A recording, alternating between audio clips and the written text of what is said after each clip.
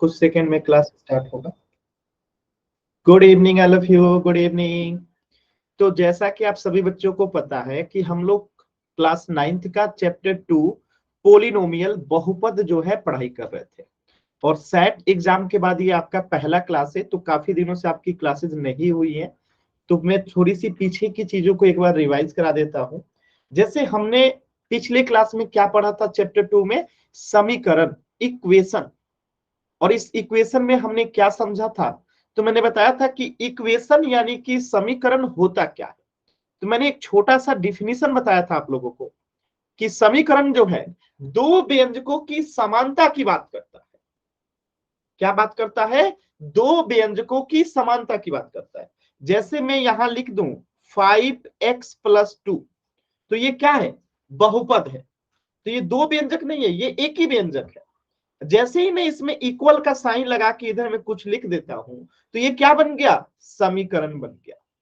तो समीकरण मतलब क्या हो गया कि दो व्यंजकों की समानता की बात करता है, वो है समीकरण। जैसे मैं यहां लिख दूं x+2 = 10, तो ये क्या है? समीकरण है। समीकरण क्यों है? क्योंकि ये दो व्यंजकों की समानता की बात करता है। तो ये चीजें हमने लास्ट क्लास में पढ़ी थी। इसमें याद रखने वाली कौन सी बात है कि अगर किसी भी व्यंजक में इक्वल का साइन नहीं है तो वो समीकरण नहीं है। अगर कोई समीकरण है तो उसमें बराबर का साइन रहेगा, तभी वो समीकरण होगा। अगर बराबर का चिन्ह नहीं है, यानी इस इक्वल का साइन नहीं है, तो वो समीकरण नहीं है। सभी बच्चों को क्लियर? एक बार जल्दी से वाई टाइप करके बताइए। एकदम सिंपल और आसान चीज कि अगर बराबर का चिन्ह होगा तो वो समीकरण होगा, अगर बराबर का चिन्ह नहीं होगा तो वो समीकरण भी नहीं होगा। कोई कंफ्यूजन नहीं। बराबर का चिन्ह होगा तो समीकरण होगा, बराबर का चिन्ह नहीं होगा तो समीकरण नहीं होगा। चलिए, इसी पे आधारित एक क्वेश्चन भी कर लेते हैं। आपके सामने एक क्वेश्चन है, पोल सेक्शन में सभी बच्चों को आंसर करना है। ये चीजें हमने पिछले क्लास में किया भी था, पूरे डिटेल में हमने पढ़ा था। तो इस क्वेश्चन को ध्यान से देखिए सभी बच्चे, और आपको आंसर करना है पोल सेक्शन में। ध्यान रखिएगा टॉपर लिस्ट में आपका नाम आए, इसलिए सभी प्रश्नों का सही सही उत्तर करना जरूरी है। चलिए, तो पोल सेक्शन में आंसर कीजिएगा। यहाँ पे 4 विकल्प दिया गया है, इनमें से समीकरण कौन है? समीकरण की पहचान यानी इक्वल का बराबर का चिन्ह। अगर बराबर का चिन्ह है तो वो समीकरण है, नहीं है तो समीकरण नहीं है। एकदम आसान। कोशिश कीजिए सभी बच्चे। देखिए, जल्दबाजी में गलत कर रहे हैं सभी बच्चे, एकदम आराम से कोशिश कीजिए। कितना आसान है। समीकरण का मतलब ही है कि आपको उसमें बराबर का चिन्ह खोजना ही खोजना है। बराबर का चिन्ह नहीं है तो वो समीकरण होगा ही नहीं। सभी बच्चे आंसर करेंगे। अभी भी 2 बच्चों का आंसर नहीं आया है।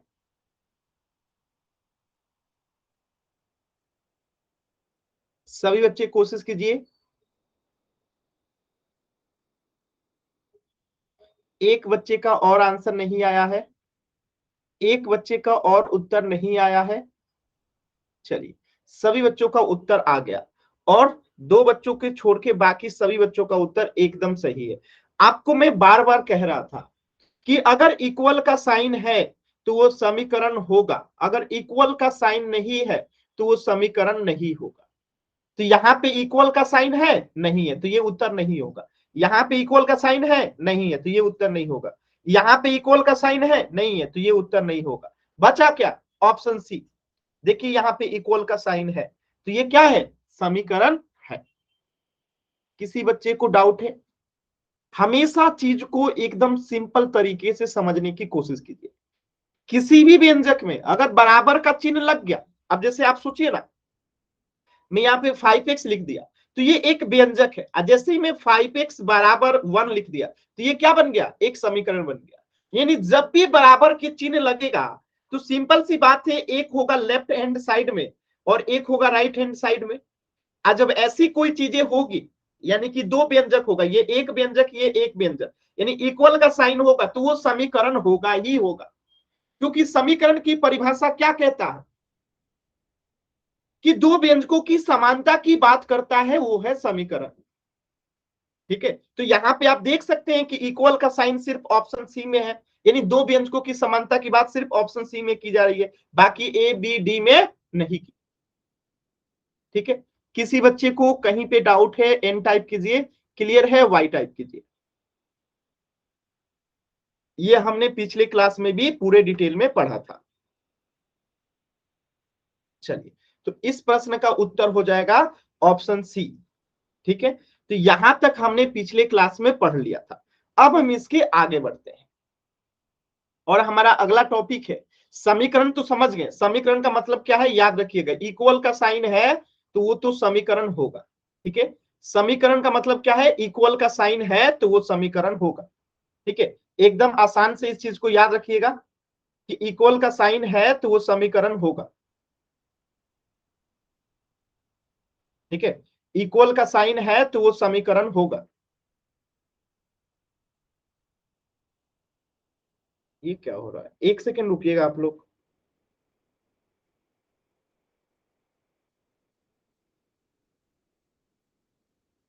चलिएगा, तो समीकरण का मतलब क्या है कि इक्वल का साइन है तो वो समीकरण होगा।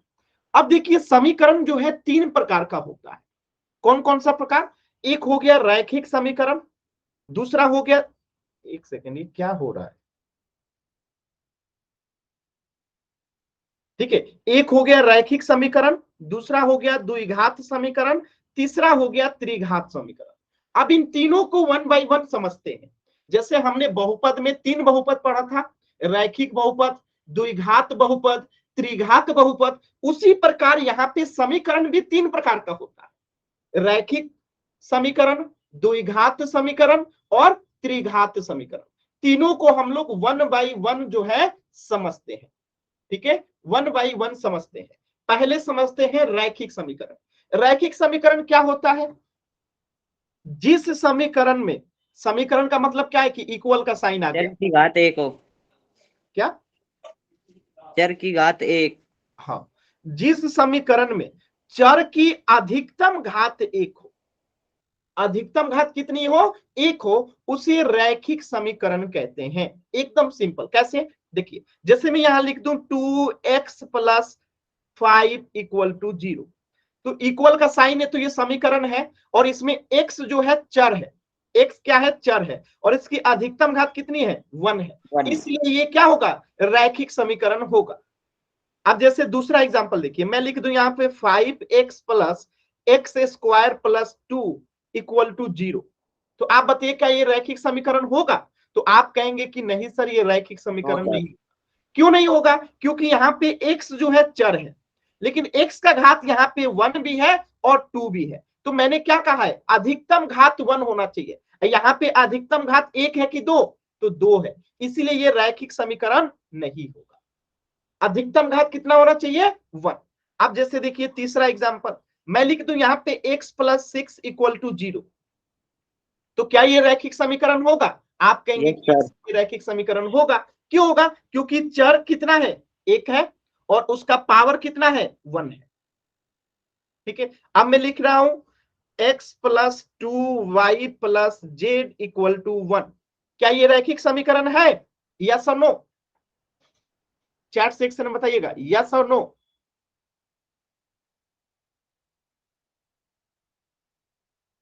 कोशिश कीजिए सभी बच्चे, क्या ये रैखिक समीकरण है, यस और नो, कोशिश कीजिए। वेरी गुड, नीतीश आपका जवाब गलत है। नीतीश आप बताएंगे कि ये रैखिक समीकरण क्यों नहीं है, नीतीश, नीतीश, चलिए मैं बताता हूं। देखिए ये रैखिक समीकरण है, क्यों है, क्योंकि चर यहाँ पे x है, चर यहाँ पे y है, चर यहाँ पे z है, और सबका पावर कुछ नहीं है तो क्या है, 1 है, इसका भी पावर कुछ नहीं है तो क्या है, 1 है, इसका भी पावर कुछ नहीं है तो क्या है, 1 है, और जिसका अधिकतम घात 1 होता है वही तो रैखिक समीकरण होता है, तो ये रैखिक समीकरण है। बात समझ में आया, ये रैखिक समीकरण है। नीतीश आपको समझ में आया, चर एक यस ही हो ये जरूरी नहीं है, चर एक से ज्यादा भी हो सकता है। ठीक है, तो अधिकतम घात बस 1 रहना चाहिए। क्लियर है सभी बच्चों को? बताइएगा, क्लियर है? अब जैसे और एग्जांपल देखिए, जैसे x माइनस 1 इक्वल टू 2, तो यहाँ पे चर क्या है? x है, इसकी घात क्या है? 1 है, और इक्वल का साइन भी है, तो ये क्या हो गया? रैखिक समीकरण, क्योंकि अधिकतम घात कितना है? 1 है।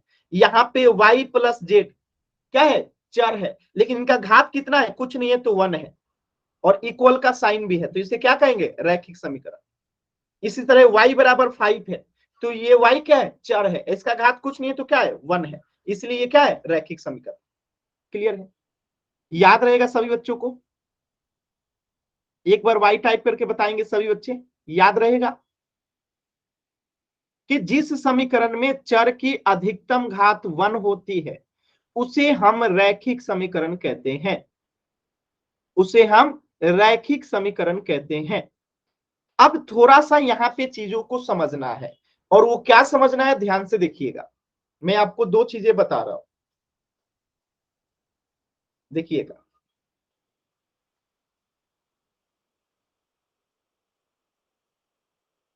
रैखिक समीकरण,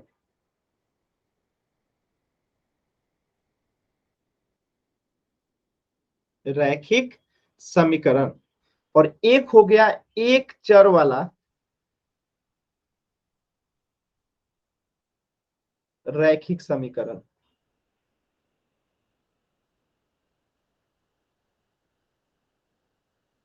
अब देखिए, सिंपल सा क्वेश्चन है, मैं यहां पे लिखूं x प्लस 2 इक्वल टू 0, तो आप कहेंगे कि सर ये रैखिक समीकरण है।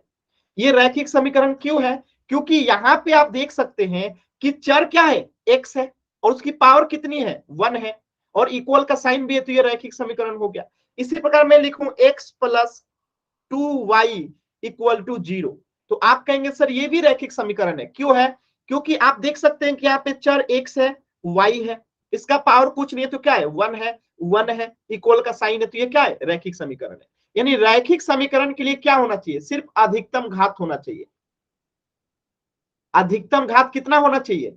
1 होना चाहिए, तो वो हो जाएगा रैखिक समीकरण।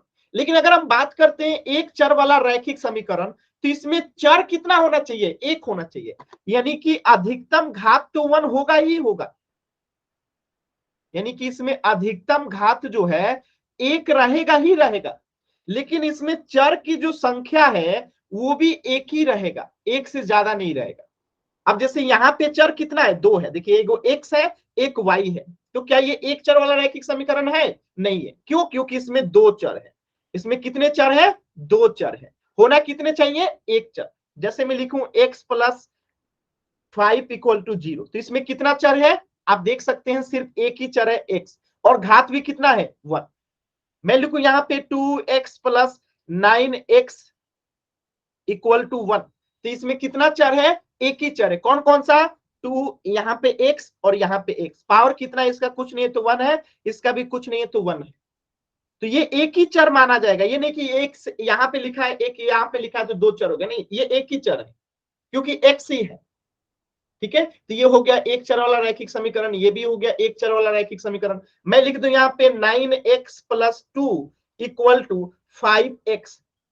क्या ये एक चर वाला रैखिक समीकरण है? आप कहेंगे कि यस सर, ये भी एक चर वाला रैखिक समीकरण है। क्यों है? क्योंकि यहां भी एक ही चर है, यहां भी एक ही चर है, और इनका घात भी 1 है, इनका घात भी 1 है, और बराबर का साइन भी है, तो ये क्या हो गया? एक चर वाला रैखिक समीकरण हो गया। क्लियर है? बताइएगा सभी बच्चे, दोनों में अंतर आपको समझ में आ रहा है कि यहाँ पे आपको सिर्फ घात 1 चेक करना है, और यहाँ पे तो घात 1 रहेगा ही रहेगा। चरों की संख्या भी एक ही होना चाहिए, दो नहीं होना चाहिए। जबकि यहाँ पे देखिए x और 2y, यानी कि यहाँ पे दो चर है, जबकि इन सब में देखेंगे चरों की संख्या भी एक है और घात भी एक है, तो ये दोनों में अंतर होता है। एक बार सभी बच्चे y टाइप करके बताएंगे। क्लियर है? कहीं पे डाउट होगा तो पूछिएगा बाबू, कहीं पे डाउट होगा पूछिएगा जरूर।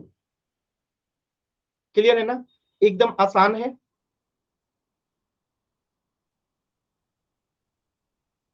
चलिए आगे देखते हैं। देखिए, तो एक चर वाला रैखिक समीकरण, linear equation in one variable, इसका क्या मतलब है कि केवल एक ही चर हो, चर की घात कितनी होनी चाहिए 1, एक सेकेंड, चर की घात कितनी होनी चाहिए 1, और समीकरण में इक्वल का साइन भी होना चाहिए। क्या लिखा गया है, दो पक्ष और उनके बीच में जो है समता का चिन्ह यानी इक्वल का साइन भी होना चाहिए। ठीक है, जैसे मैं लिख रहा हूं 2x + 3 = 0। तो देखिए इसमें क्या क्या है, x है यानी चर कितना है, सिर्फ एक है, और घात कितना है, इक्वल का, इसका पावर कुछ नहीं है तो 1 है, तो घात कितना है 1 है, और इक्वल का साइन भी है, और ये तीनों चीजें है तो ये एक चर वाला रैखिक समीकरण है। लेकिन जैसे ही मैं लिखता हूं यहाँ पे 2x + y = 3, तो क्या ये एक चर वाला रैखिक समीकरण होगा? आप कहेंगे कि नो नहीं होगा। सर। क्यों नहीं होगा? क्योंकि यहाँ पे x है, यहाँ पे y है, तो इसमें चर की संख्या कितनी हो गई, चर 2 हो गया। ठीक है, तो ये रैखिक समीकरण तो है लेकिन एक चर वाला रैखिक समीकरण नहीं है, दोनों में अंतर है। बात समझ में आया? ये रैखिक समीकरण तो है, रैखिक समीकरण क्यों है, क्योंकि इसका भी पावर कुछ नहीं है तो 1 है, इसका भी पावर कुछ नहीं है तो 1 है, और इक्वल का साइन है, तो इसे रैखिक समीकरण तो कहेंगे लेकिन एक चर वाला रैखिक समीकरण नहीं कहेंगे। क्लियर है? किसी भी बच्चे को डाउट है तो बताइएगा, दोनों में कंफ्यूज मत होइएगा, दोनों में कंफ्यूज मत होइएगा, कहीं पे भी डाउट होगा तो पूछिएगा जरूर। क्लियर है ना? चलिए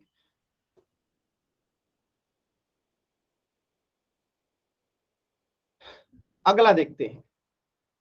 अब जैसे आप लोग आंसर कीजिएगा, x - y = 2, क्या ये रैखिक समीकरण है एक चर वाला? क्या ये एक चर वाला रैखिक समीकरण है? यस और नो में आंसर कीजिए।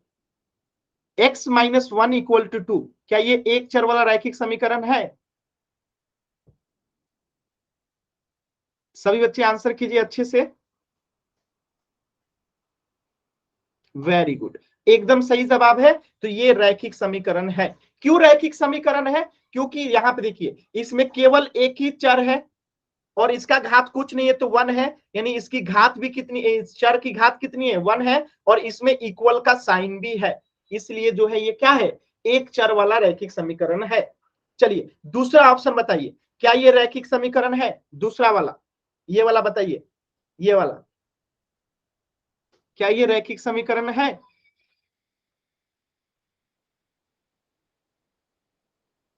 सभी बच्चे आंसर करेंगे यस और no?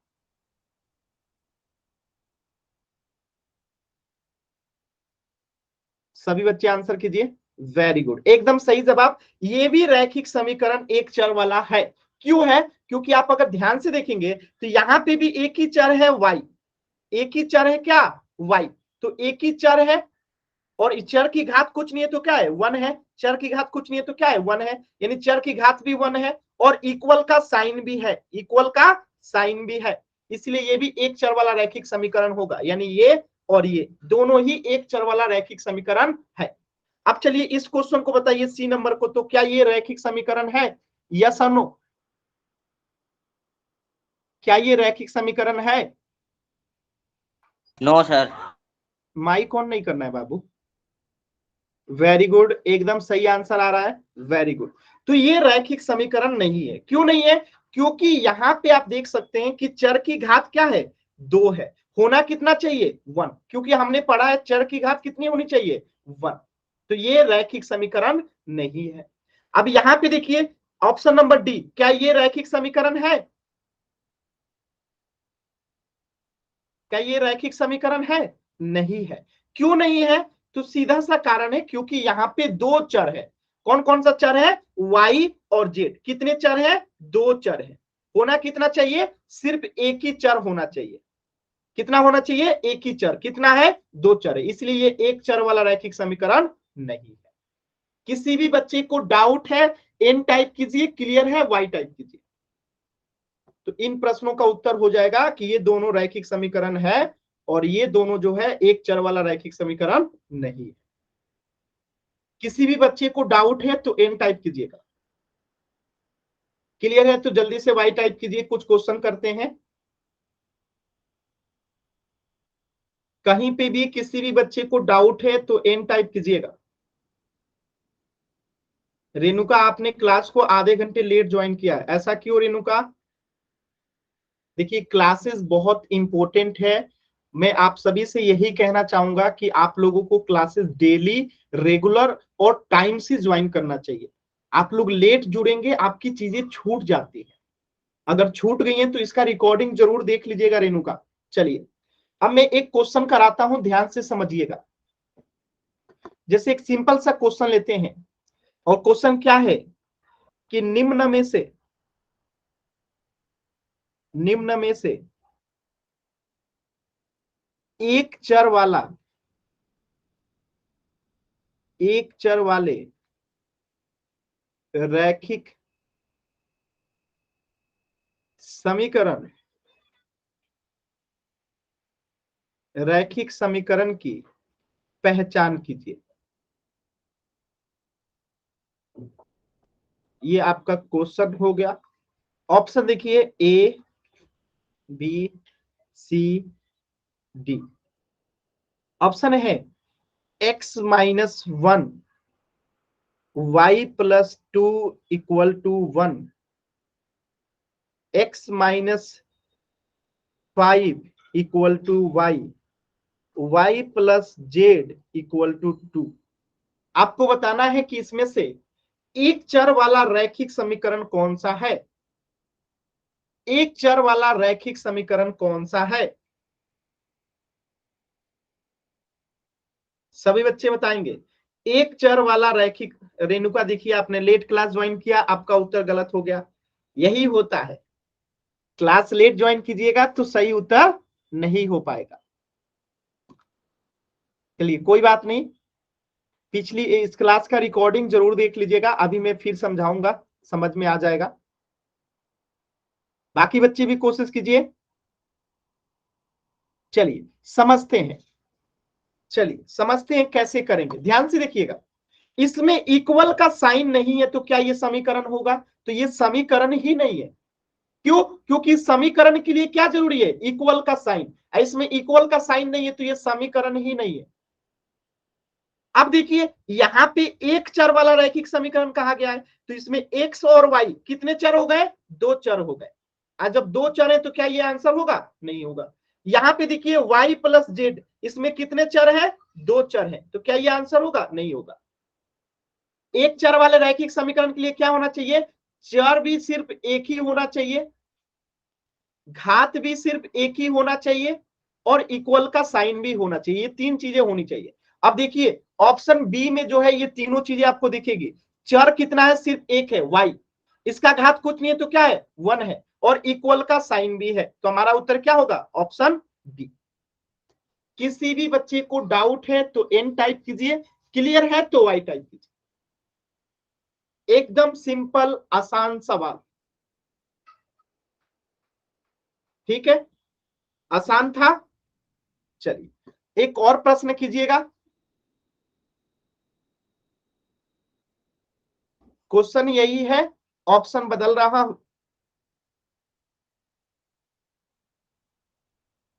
5x plus 2y equal to 1, 9x plus 7y square equal to 2, 5x plus 3 equal to 2x, 5x plus 3। बताइएगा इसमें से एक चर वाला रैखिक समीकरण कौन सा है? एक चर वाला रैखिक समीकरण कौन सा है?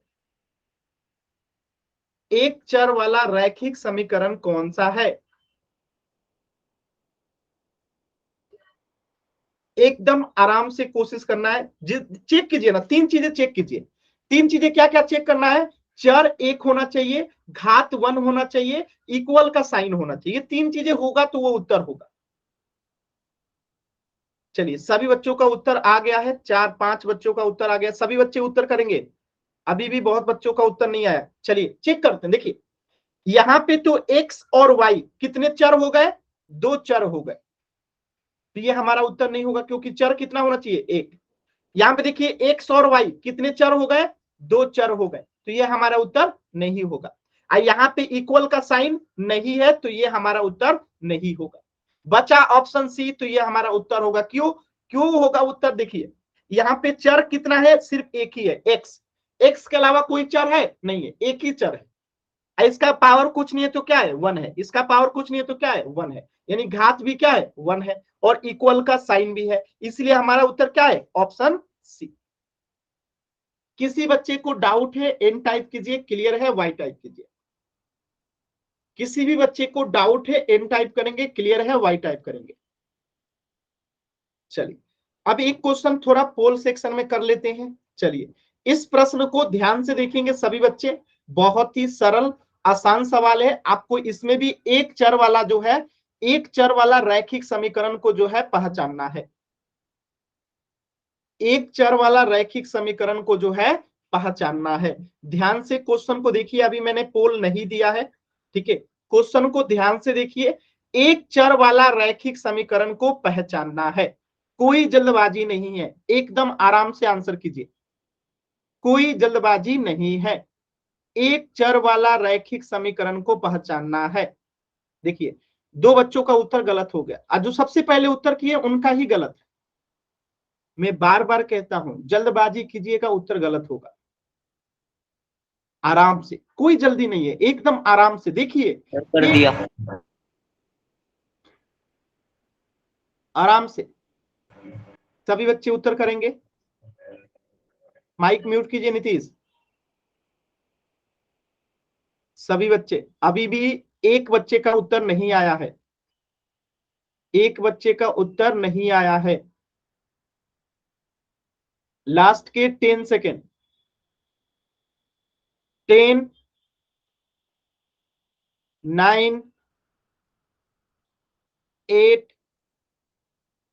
चलिए आ गया सभी का उत्तर, और गलत उत्तर दो बच्चों ने किया है।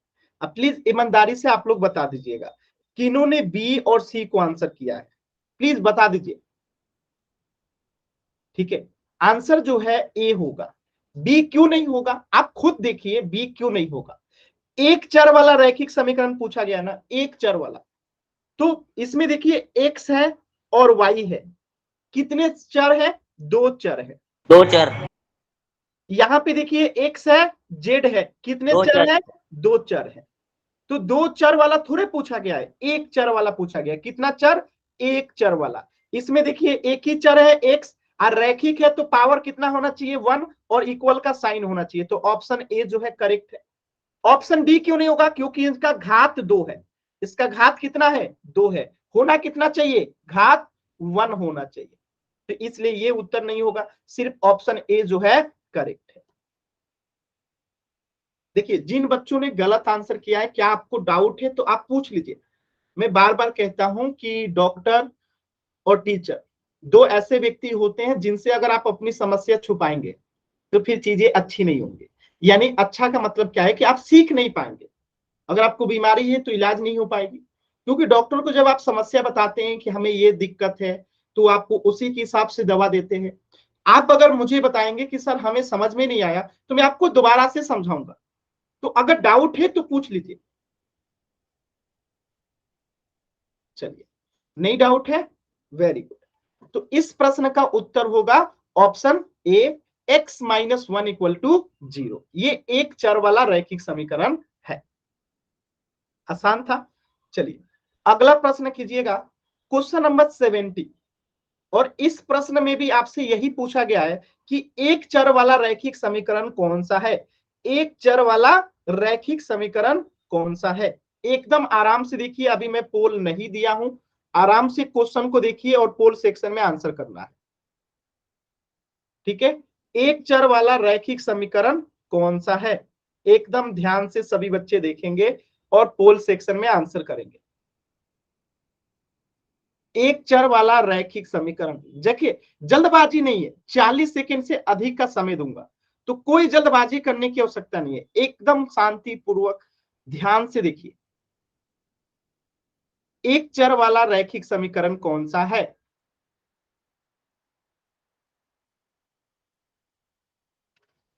Very good. एक बच्चे का और उत्तर नहीं आया है, एक बच्चे का और उत्तर नहीं आया है। सभी बच्चे उत्तर करेंगे और एक बच्चे का उत्तर जो है गलत आया है। चलिए समझते हैं। जो सबसे लास्ट में इस बार उत्तर किए हैं उनका गलत उत्तर है, उन्होंने ए को आंसर किया है। आप बताइए, जब इक्वल का साइन नहीं है तो क्या ये समीकरण होगा? नहीं होगा। तो ए आंसर नहीं होगा। क्यों नहीं होगा? क्योंकि समीकरण के लिए इक्वल का साइन जरूरी है और इसमें इक्वल का साइन ही नहीं है, तो ये हमारा उत्तर नहीं होगा। अब देखिए, एक चर वाला पूछा है तो यहाँ पे x और यहाँ पे y, कितने चर है इसमें? 2 चर है, तो ये हमारा उत्तर नहीं होगा क्योंकि हमें एक चर वाला बताना है। यहां पे देखिए x प्लस 5 इक्वल टू 0, तो ये हमारा उत्तर होगा। क्यों? क्योंकि इसमें चर कितना है? एक। घात कितना है? x का घात कुछ नहीं है तो क्या है? 1 है, तो घात कितना है? 1 है, और इक्वल का साइन भी है, तो ये तीनों चीजें हैं, इसलिए ये क्या है? एक चर वाला रैखिक समीकरण है। और ऑप्शन डी क्यों नहीं होगा? क्योंकि इसका घात कितना है? 2 है। अघात होना कितना चाहिए? 1, इसलिए ये उत्तर नहीं होगा। ऑप्शन सी जो है करेक्ट उत्तर है। डाउट है किसी बच्चे को? एन टाइप कीजिए, क्लियर है? वाई टाइप कीजिए। देखिए टॉपर लिस्ट में अगले क्लास में बताऊंगा, आप लोग खुद देखते चलिए कि कितने आसान आसान सवाल को आप लोग जल्दबाजी में गलत करते हैं। मैं बार बार इसीलिए कहता हूं कि जल्दबाजी नहीं करना है, आराम से देखना है, आराम से सही करना है। ठीक है, तो इस प्रश्न का उत्तर हो जाएगा ऑप्शन सी। ठीक है, एक प्रश्न का और आंसर कीजिएगा। एक सेकेंड, मैं एक प्रश्न आप लोग को दे रहा हूं, थोड़ा सा ध्यान से देखिएगा।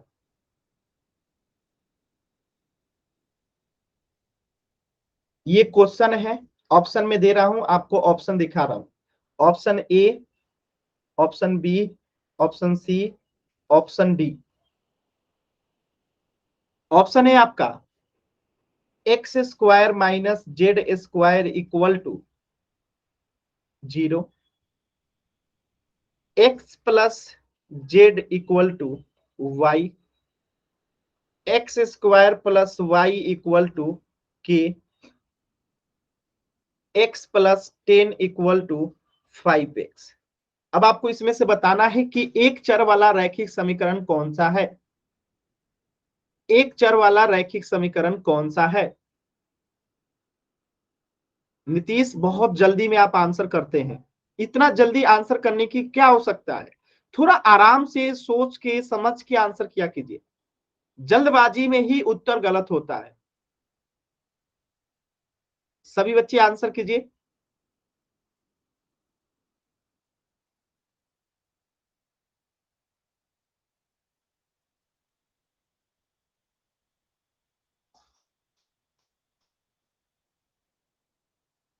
चल, तो देखिए इस प्रश्न का उत्तर क्या होगा? Option D. क्यों होगा? क्योंकि इसमें चर कितना है? एक। एक क्यों कह रहे हैं? यहां पे भी एक्स है, यहां पे भी एक है, यानी सिर्फ एक ही चर है एक्स। और घात कितना है?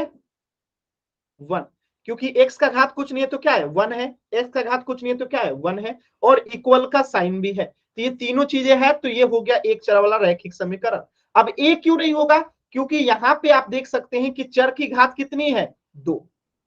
ठीक है, यहां क्यों नहीं होगा? क्योंकि चर कितना है? 3। चर की संख्या कितनी है? 3। और यहां क्यों नहीं होगा? चर की घात 2 है, 2 है, और चर की संख्या भी 3 है, इसलिए ये नहीं होगा, ये नहीं होगा। ठीक है, ऑप्शन डी जो है सिर्फ एक चर वाला रैखिक समीकरण है। किसी बच्चे को डाउट है? एन टाइप कीजिए, क्लियर है? वाई टाइप कीजिए। किसी भी बच्चे को डाउट है? एन टाइप कीजिए, क्लियर है? वाई टाइप कीजिए।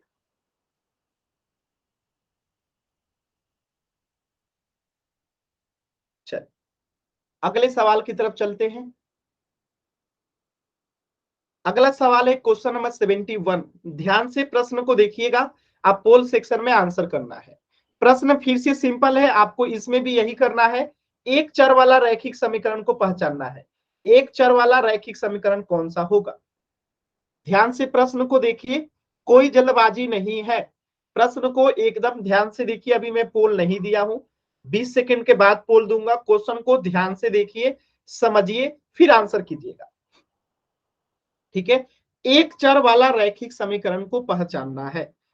ठीक है, एकदम ध्यान से, कोई जल्दबाजी नहीं है। एक चर वाले रैखिक समीकरण को पहचानना है।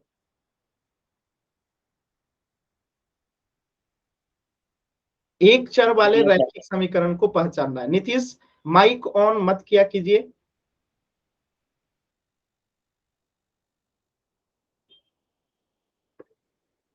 सभी बच्चे आंसर कीजिए। आंसर करेंगे सभी बच्चे। Very good. एक बच्चे का और आंसर नहीं आया है। एक बच्चे का और आंसर नहीं आया है।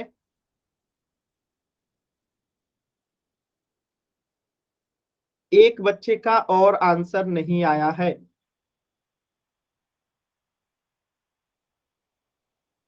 सभी बच्चे सॉल्व करेंगे।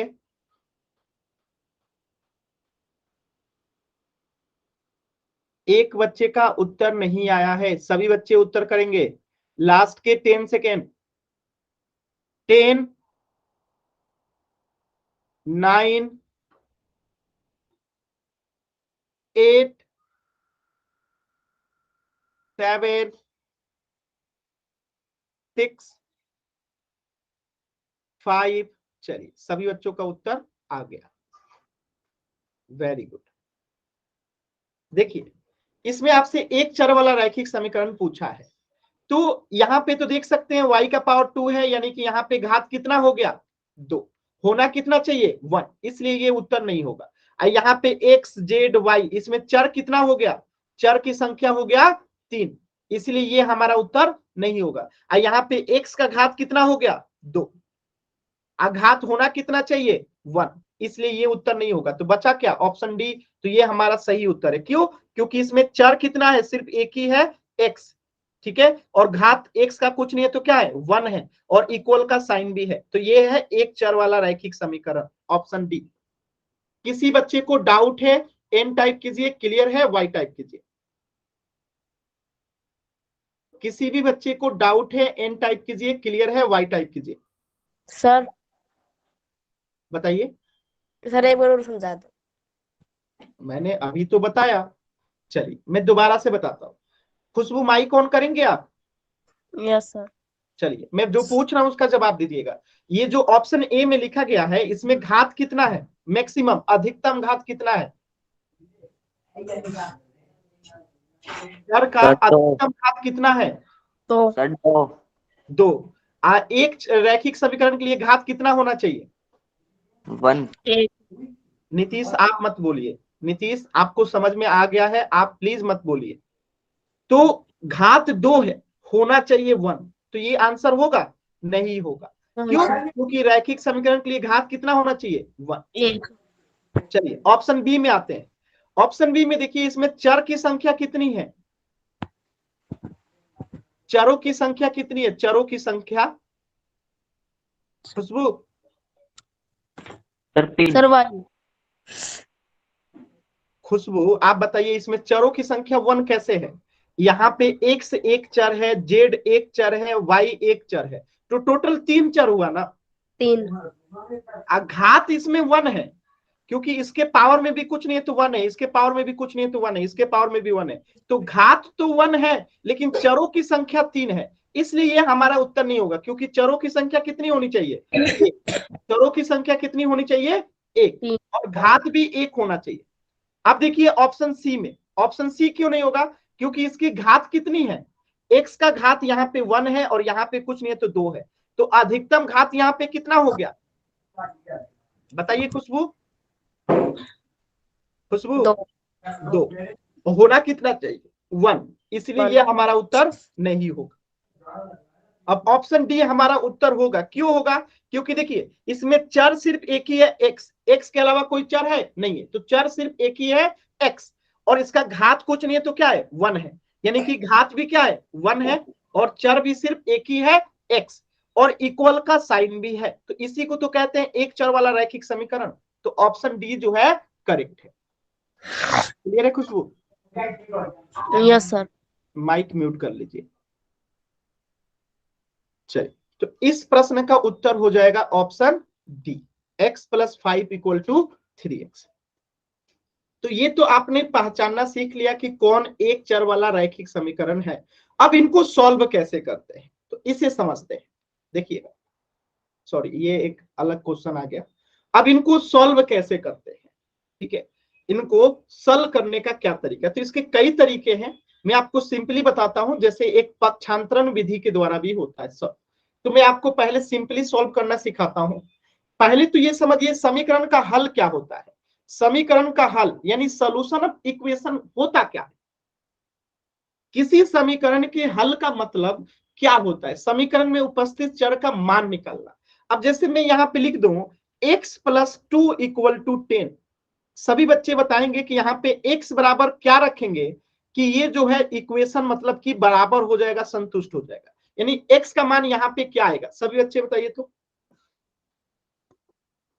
बताइए सभी बच्चे, x का मान यहाँ पे क्या रखेंगे कि x + 2 = 10 हो जाएगा। सर 8। Very good. क्यों, क्योंकि यहाँ पे अगर हम 8 रखते हैं तभी तो ये 10 होगा। यहाँ पे x के जगह पे 8 रखेंगे तभी तो 8 2 + 10 होगा, बराबर में 10 होगा। यानी x का मान यहाँ पे कितना होगा, 10। तो ये x बराबर जो 8 आया ना, वही समीकरण का हल है। यानी किसी भी समीकरण के हल का मतलब क्या हुआ, समीकरण में उपस्थित चर का मान। तो चर कौन सा है, x, और इसका मान कितना होगा, 8। तो इसका जो मान निकला वही समीकरण का हल कहलाता है। तो x बराबर 8 जो है समीकरण का क्या है, हल है। अभी क्लियर है सभी बच्चों को, एक बार y टाइप करके बताएंगे। अभी क्लियर है सभी बच्चों को, एकदम आसान है। चलिए आगे देखते हैं। अब जैसे मैं यहां लिख दूं 10 + x = 25। अब बताइए इसका हल क्या होगा, x बराबर क्या आएगा। अब इसका हल क्या होगा, कोशिश कीजिए सभी बच्चे एक बार। x बराबर क्या होगा, यानी x के जगह पे हम क्या रखेंगे कि ये 25 होगा। तो 10 है, 10 में क्या जोड़ेंगे कि ये 25 होगा, 15। तो x का मान कितना हो गया, 15। सिंपल, आसान है।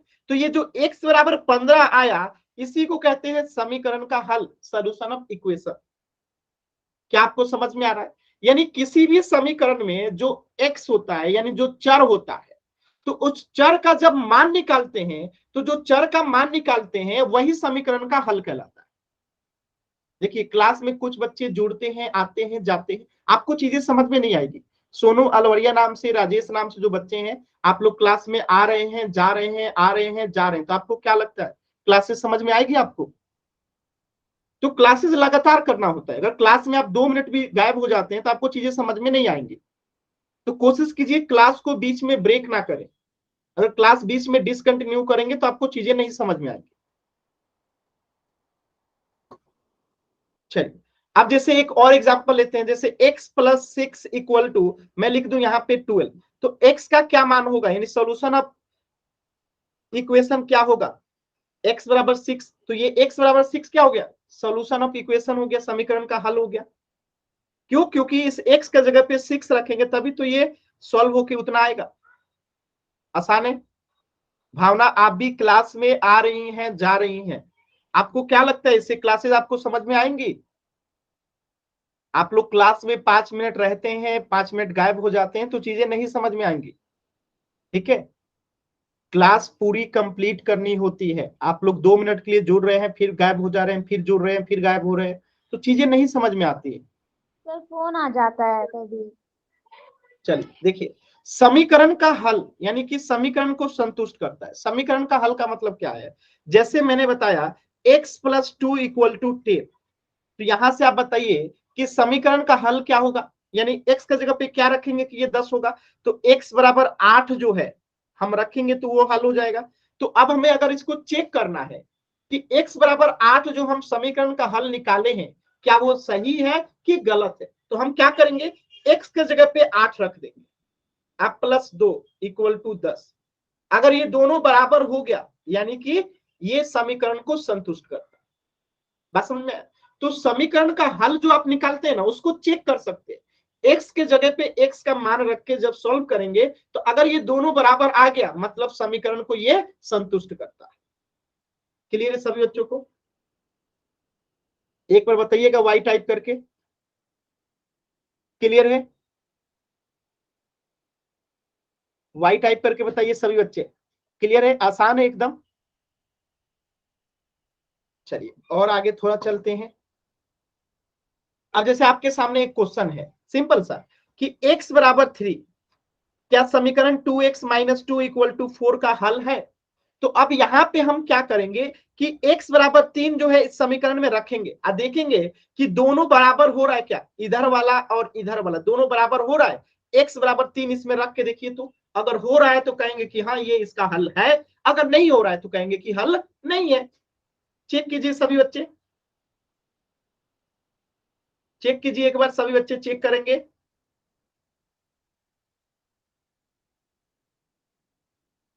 नीतीश, आपके जल्दबाजी की वजह से आपका उत्तर गलत होता है और इस बार भी आपका उत्तर गलत है। कितनी जल्दबाजी करते हैं आप लोग। मैं बार बार कहता हूं जल्दबाजी में हमेशा आंसर गलत होता है और इस बार भी आपका उत्तर गलत है। देखिए क्या है हमारा question, 2x minus 2 equal to 4 और हमें दे रखा है x बराबर 3। हमें चेक करना है कि क्या ये इसका हल है। तो जहां पे x है ना वहां पे हम क्या रख देंगे, 3 रख देंगे, और 2 है तो 2 तो रहेगा ही, गुना है इनके बीच में कुछ नहीं तो क्या है, गुना का चिन्ह है। माइनस है तो माइनस, 2 है तो 2, इक्वल है तो इक्वल, 4 है तो 4। अब इसे सॉल्व करेंगे, 3 में 2 से गुना करेंगे, 6 माइनस 2 इक्वल टू 4, यानी कि 4 बराबर 4 आ गया। और मैंने बताया था कि दोनों जब बराबर हो जाएगा तो क्या होगा, ये इसका हल है। तो आंसर होगा यस, ये इसका हल है। बताइए सभी बच्चों को क्लियर है?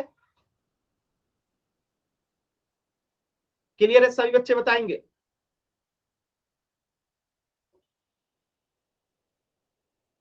एकदम आसान है। क्लियर है ना? डाउट है तो एन टाइप करेंगे, क्लियर है तो वाई टाइप करेंगे। अब जैसे मैं एक प्रश्न पूछ रहा हूं, मैं लिख दूं यहाँ पे 5 प्लस एक्स इक्वल टू 10। अब बताइए एक्स, सॉरी 10 के जगह पे आप लिखिए यहाँ पे इक्वल टू 23। एक्स का मान क्या आएगा बताइए तो सभी बच्चे, एक्स का मान क्या होगा, यानी सॉल्यूशन ऑफ इक्वेशन, समीकरण का हल क्या होगा। यानी एक्स की जगह पे क्या रखेंगे कि ये दोनों बराबर हो जाएगा। एकदम सिंपल, सोचने की, बस सोचिए, कोशिश कीजिए।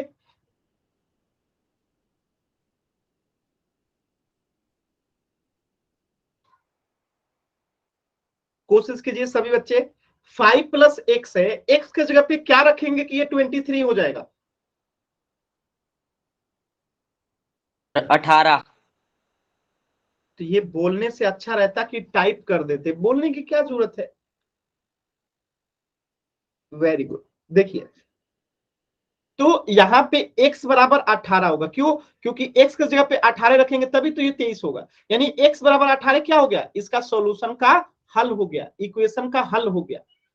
ठीक है, तो ये x बराबर 18 हो गया। अब जैसे इसको सॉल्व करने का तरीका भी है, जैसे मैं 5 प्लस एक्स इक्वल टू 12 लिख दूं। अब आप इसको सॉल्व करना चाहते हैं तो हम ऐसे भी लिख सकते हैं। देखिए ये जो 5 है ना इसको इधर लेके जाएंगे, तो इधर में इसके आगे कुछ नहीं है तो प्लस है, और जब ये इक्वल के साइन के उधर जाता है तो माइनस हो जाता है, तो एक्स ही रहेगा, 12 है तो 12 ही रहेगा। अब ये 5 इधर जाएगा तो क्या हो जाएगा, माइनस हो जाएगा, और 12 में से 5 गया 7, यानी एक्स का मान कितना आ गया, 7। तो यहाँ पे एक्स की जगह पे अगर हम 7 रखेंगे तभी ये 12 होगा।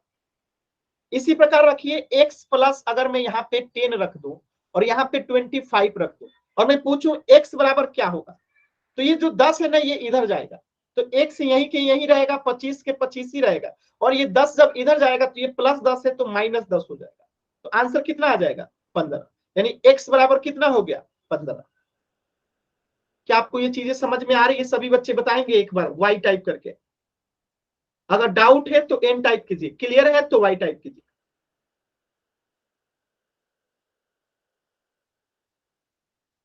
किसी भी बच्चे को डाउट है तो एन टाइप कीजिए, क्लियर है तो वाई टाइप कीजिए।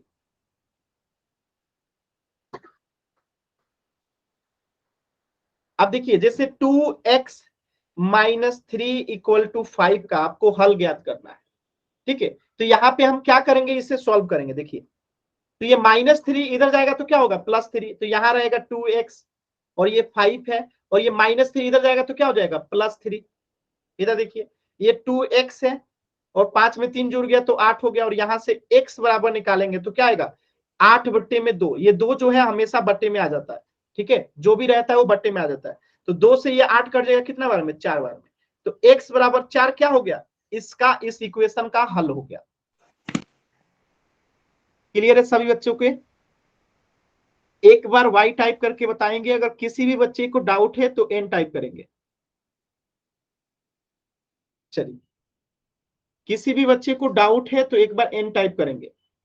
चलिए ऐसे भी सिंपली क्वेश्चन आपसे, देखिए मैं पूछ दूं आपसे कि x + 5 इक्वल टू 15 है, तो y का मान क्या होगा। आप डायरेक्ट भी तो निकाल सकते हैं कि सॉरी x के जगह पे यहाँ पे x रहेगा, यहाँ पे x के जगह पे क्या रखेंगे कि ये 15 होगा। आप सिंपली भी तो सोच सकते हैं, x + 5 बराबर 15 है तो x के जगह पे क्या रखेंगे कि 15 होगा। इसमें कुछ भी कंफ्यूजिंग है? सभी बच्चे आंसर कीजिए। तो x बराबर क्या आएगा,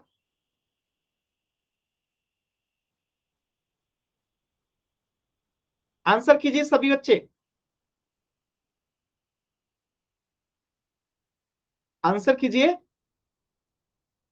सिंपल सी बात है, x बराबर क्या हो जाएगा 10। आप ऐसे भी निकालिए ना, देखिए यहाँ पे x है तो x ही रहेगा, और ये 5 इधर जाएगा तो क्या हो जाएगा माइनस, तो 15 - 5 होगा तो कितना आएगा 10। और ऐसे भी डायरेक्ट सोचिए ना, x बराबर 10 होगा, यहाँ पे x की जगह पे 10 रखेंगे तभी तो ये 15 होगा। एकदम आसान है। चलिए एक प्रश्न कीजिए तो इस पे आधारित सभी बच्चे इसे सॉल्व करेंगे। ध्यान से देखिए प्रश्न को, और सभी बच्चों को सॉल्व करना है। प्रश्न को ध्यान से देखिए और सभी बच्चों को सॉल्व करना है, ठीक है। लिखा गया है y + 2 इक्वल टू 6 है, तो y के जगह पे क्या रखेंगे कि ये 6 होगा। इतना आसान क्वेश्चन है, सॉल्व कीजिए सभी बच्चे जल्दी से।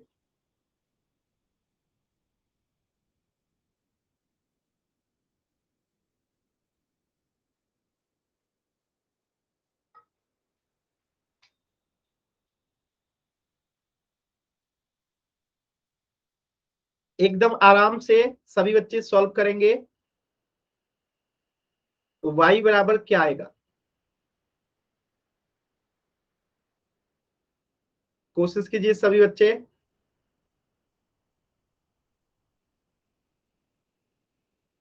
अभी भी 2 बच्चों का उत्तर नहीं आया है।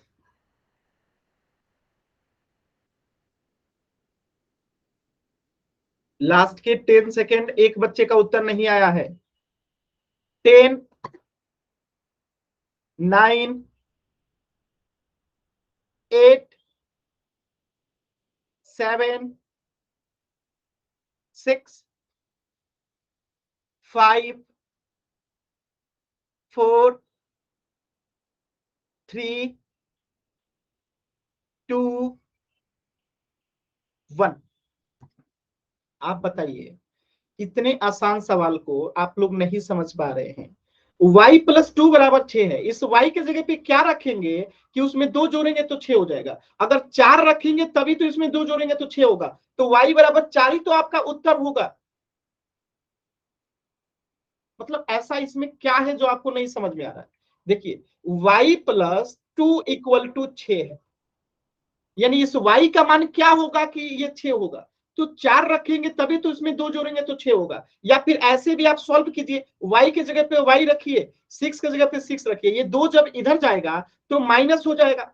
आज जब 6 में से 2 जाएगा तो क्या बचेगा 4, यानी y का मान यहाँ पे क्या आ गया 4। तो y = 4 क्या हो गया, इस समीकरण का हल हो गया। डाउट है किसी बच्चे को तो बताइएगा n टाइप करके। क्लियर है तो y टाइप कीजिए।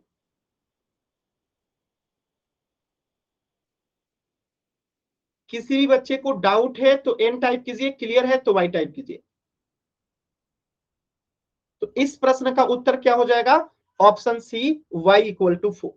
यानी एकदम सरल आसान सवाल था। चलिए तो इससे आगे पढ़ेंगे हम लोग नेक्स्ट क्लास में। आज की क्लास में कुछ भी डाउट है तो पूछ लीजिए।